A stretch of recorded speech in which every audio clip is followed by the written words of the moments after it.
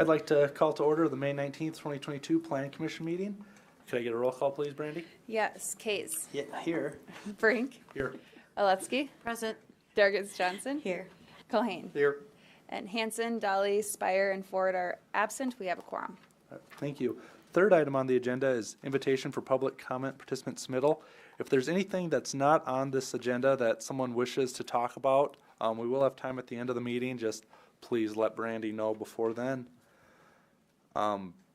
Fourth item on the agenda is the approval of the agenda, but I believe we're going to modify the agenda and strike out item 5, correct? Yep. Okay.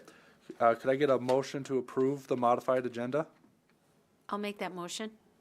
Second. A motion and a second. All in favor say aye. Aye.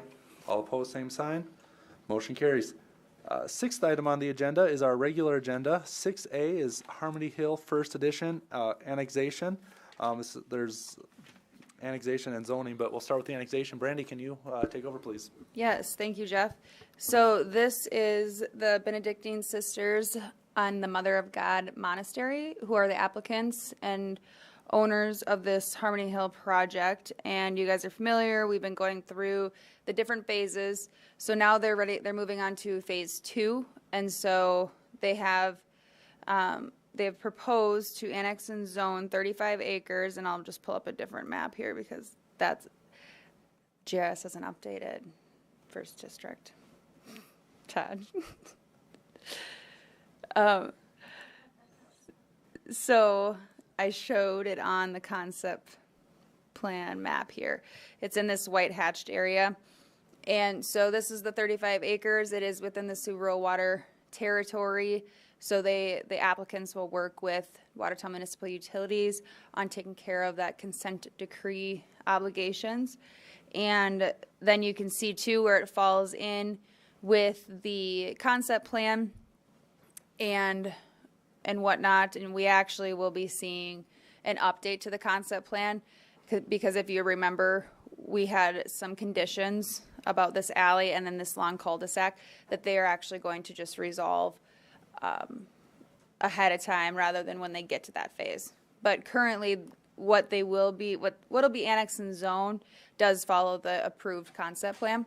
They're going to bring it in as A1 agricultural district, and then they'll come back for a rezone to make it conform to the concept plan.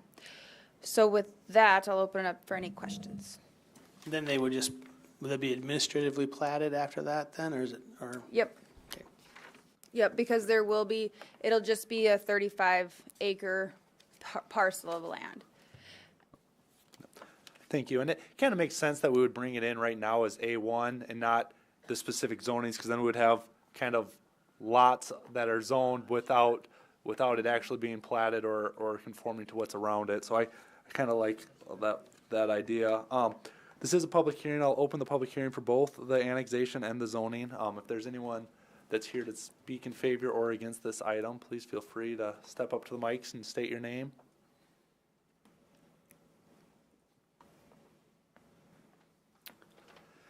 Seeing none, I will close the public hearing.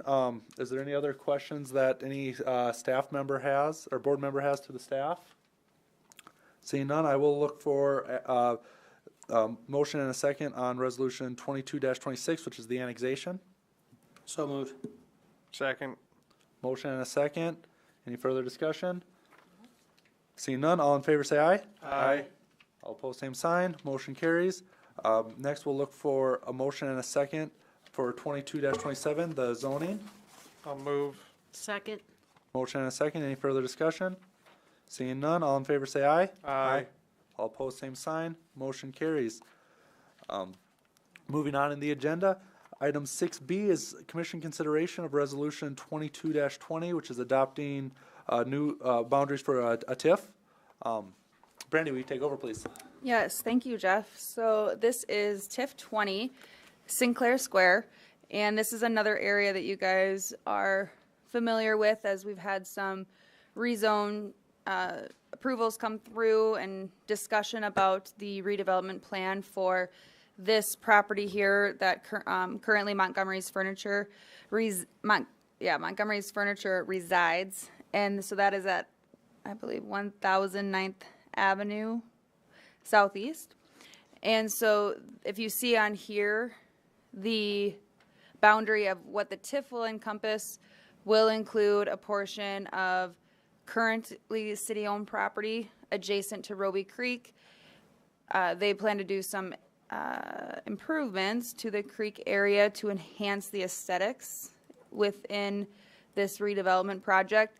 It is zoned PUD, planned unit development, and it will be the development of commercial businesses and beautification of the drainage ditch, sewer, and pump station area, as well as the extension of 11th Street Southeast and 10th Avenue from 11th, connecting 11th down to 10th Avenue or Jensen.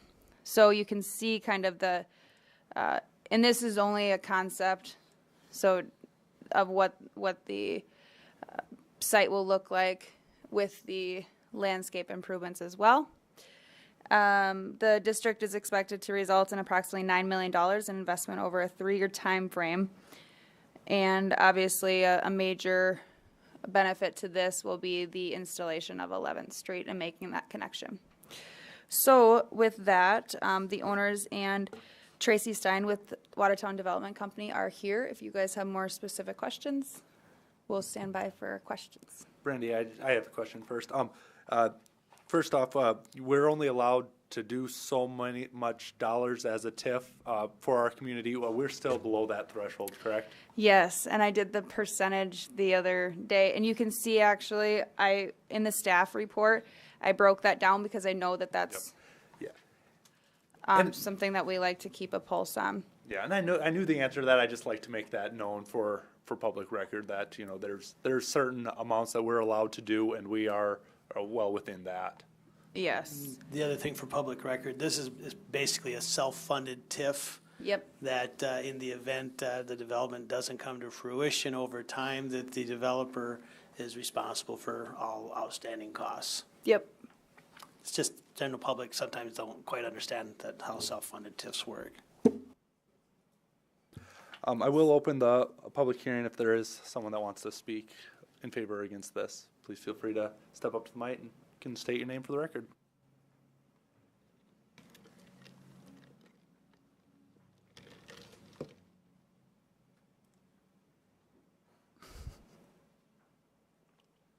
Sorry about that. Does anyone from the board have any questions either for the staff or for the applicant?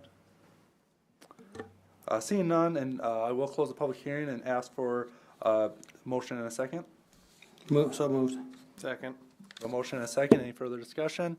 I just want to add one thing, that I think with the exception perhaps of the stuff that's going on downtown, this is probably one of the coolest things that I've seen come across. Because you've got a giant wasteland of a parking lot that doesn't generate any sales tax revenue, or, you know, and doesn't really look all that great, to be honest, and doesn't really serve much purpose. And now you're repurposing that and adding a lot of, you know, there's a lot of added value for the community and frankly for the city and sales tax revenue generation, or at least the potential for that. So this is a neat project, and I hope we see more stuff like that, like maybe at the mall parking lot or something like that. What's wrong with the mall parking lot? Just kidding. Getting off topic. All right, thank you for that comment. We have a motion and a second on the table. All in favor say aye. Aye. All opposed, same sign. Motion carries. Item 6C is a plat for the Sinclair First Edition. Brandy. Yes, thank you, Jeff. So in direct correlation with the TIF 20 that was just recommended for approval, this is the plat of Sinclair First Edition.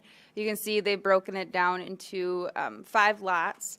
And I think it's standard. It's meeting the minimum lot size requirements with their PUD proposal.